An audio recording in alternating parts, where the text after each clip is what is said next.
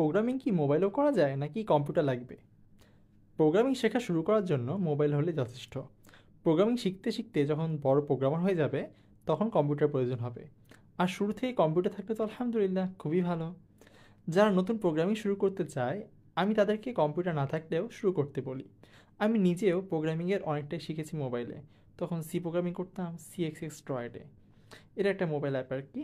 এখন যদিও আরও অনেক সুন্দর সুন্দর অ্যাপ বের হয়েছে। আবার ওয়েব ডেভেলপমেন্টের জন্য ট্যাবলেট ব্যবহার করতে পারো।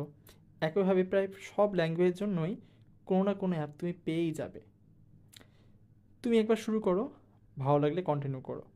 প্রোগ্রামিং প্রবলেম সলভিং শেখায়। ঠিক সেরকমই কম্পিউটার না থাকাও একটা প্রবলেম।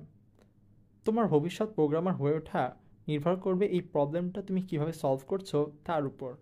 জীবনে এরকম অনেক না পাওয়া হয়তো থাকবে, কিন্তু একজন ভালো এফিশিয়েন্ট প্রোগ্রামারের কাজ হয় যতটুকু রিসোর্স আছে ততটুকু কাজে লাগিয়ে বেস্ট একটা আউটপুট ডেলিভারি করা।